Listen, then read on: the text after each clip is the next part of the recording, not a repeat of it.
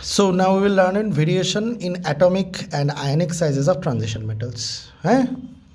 Okay. If I say about atomic and ionic sizes, let us look here first. Hold here, like this. Let us look here first. That if I look into atomic and ionic sizes, if we go along the period, okay, the atomic sizes should decrease. Why?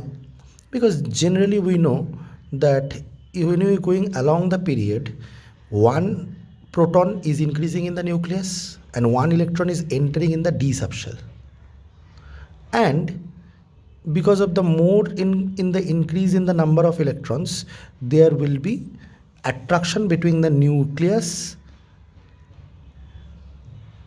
and the d subshell, and the size should decrease. But then you can ask me here, sir তুমি একটা জিনিস ভুলে যাচ্ছ, এদের last shell D না, এদের last shell 4s, মানে 3d, কিন্তু লাস্ট শেলটা তো 4s, লাস্ট অরবিটাল তো 4s।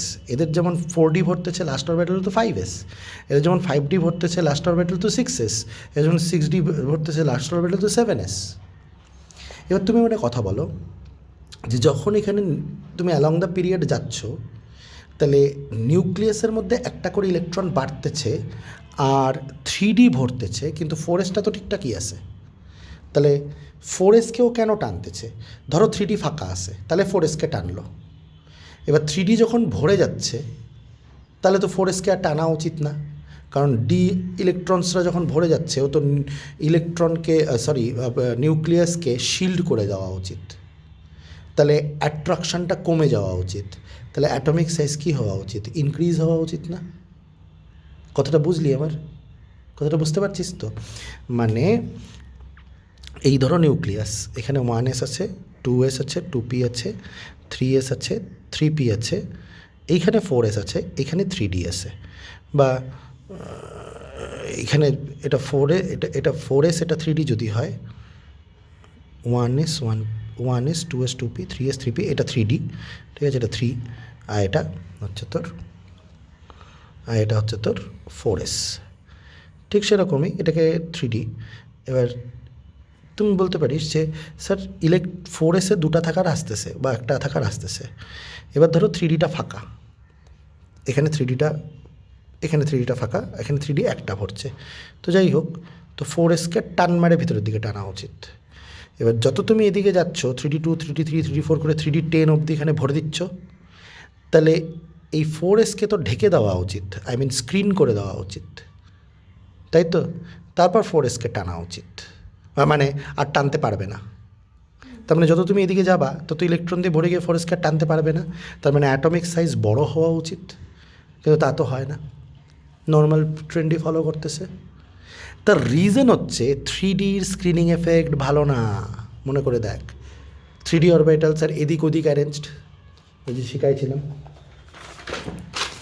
এই যে, তাই না? বা এখান দিয়ে, তাই না? একটা এই প্লেনে তো একটা এই প্লেনে তো একটা এই প্লেনে তো একটা ওই প্লেনে, নাই ওর নিজের ইলেকট্রনসকে ঠিক করে স্ক্রিন করতে পারে, তাই না? না ও পরের 4sটা যে প্রেজেন্ট আছে তাকে ঠিক করে স্ক্রিন করতে পারবে। কথা বুঝতে পারলাম?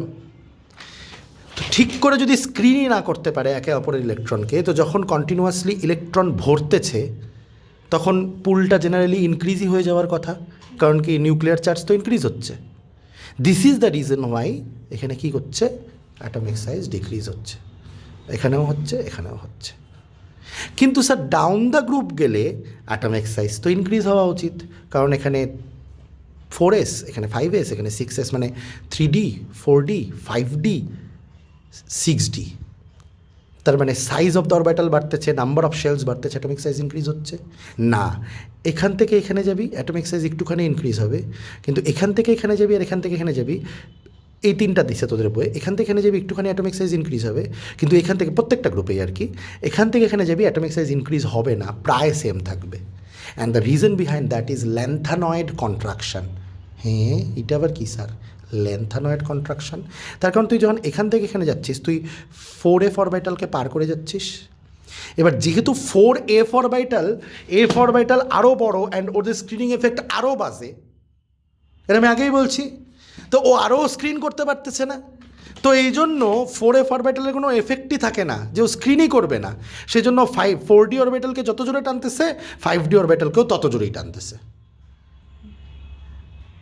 স্যার কিন্তু শেলস তো বাড়ছে, তুই তো এটা ভুলে যাচ্ছিস যে এখান থেকে এখানে আসার সময় অ্যাটমিক নাম্বারও তো বিশাল বেড়ে গেছে, এর থেকে এর তো নিউক্লিয়ার চার্জও বেশি, আর তার উপর থেকে 4f অরবিটাল কী করতে পারতেছে না, স্ক্রিন করতে পারতেছে না, তাহলে টান মারে মোটামুটি এদের দুজনের সেম থাকবে। Is this clear to you? বুঝতে পারছি? এবার চল দেখি কী লেখা আছে তোদের বইয়ে।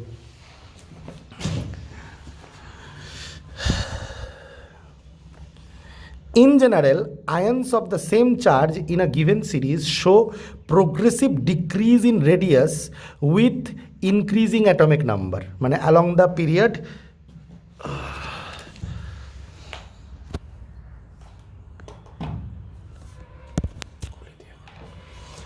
the period progressive decrease হচ্ছে, ions of the same charge হোক বা atoms হোক decrease হচ্ছে, ঠিক আছে?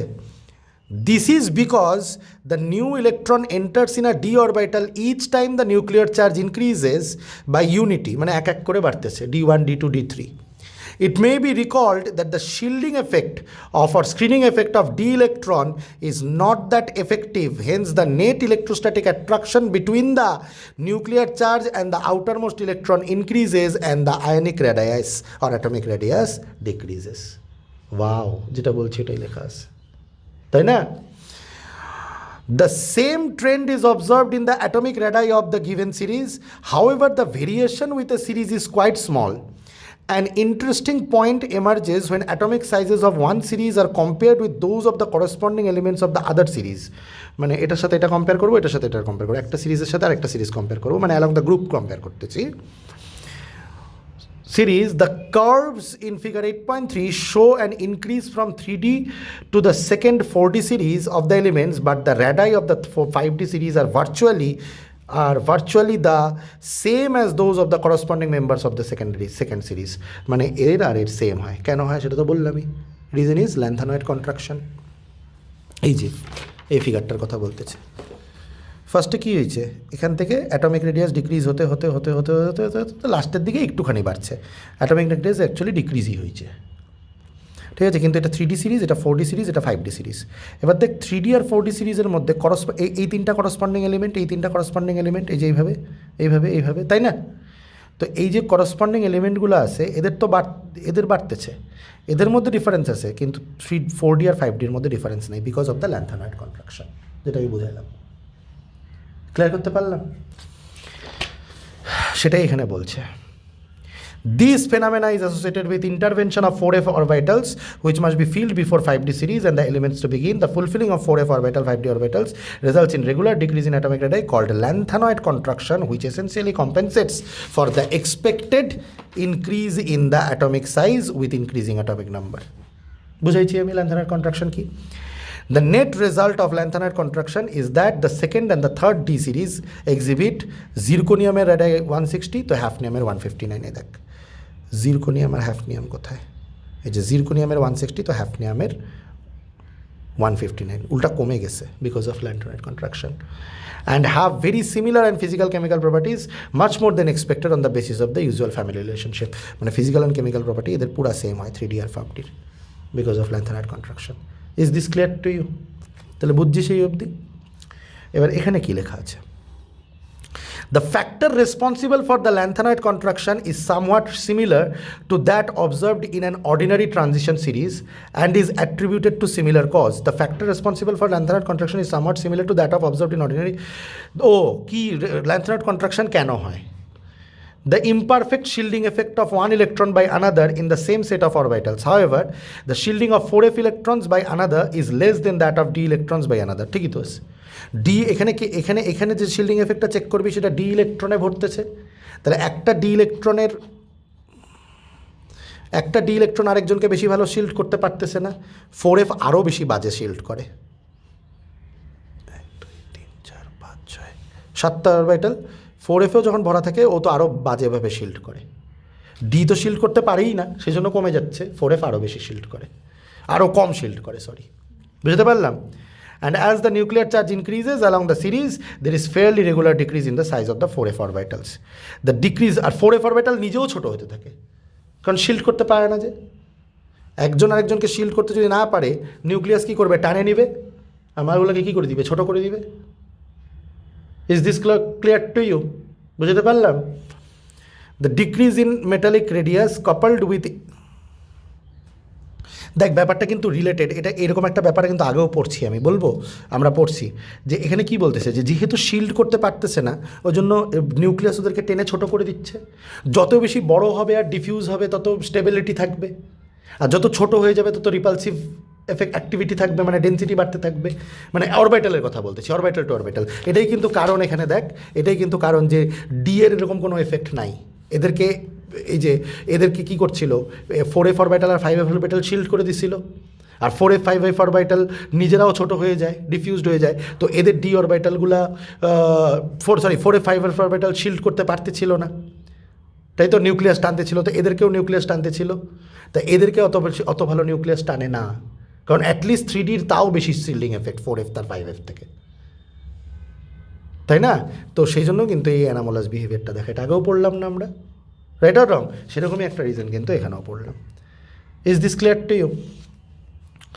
আচ্ছা, আর কি বলছে, the decrease in metallic radius coupled with increase in atomic mass results in a general increase in, হ্যাঁ অবশ্যই, তুই যত এর দিকে ডাউন দ্য গ্রুপ যাবি, ডাউন দ্য পিরিয়ড যাবি, তো অ্যাটমিক রেডিয়াস ছোটো হচ্ছে, অ্যাটমিক রেডিয়াস ছোটো হচ্ছে কিন্তু অ্যাটমিক মাস তো বাড়তেছে, তাহলে ডেন্সিটি বাড়তেছে না, এইভাবেও অ্যাটমিক মাস ছোটো হচ্ছে কিন্তু অ্যাটমিক মাস বাড়তেছে কিন্তু অ্যাটমিক রেডিয়াস ছোটো, তো ডেন্সিটি অফ দ্য অ্যাটমস বাড়তেছে না। এটাও একটা কারণ যে down the group boiling point আর মেল্টিং পয়েন্ট বাড়ে। Yes or no? এই যে significant increase in the density may be noted. ঠিক আছে, থাকুক এই অবধি।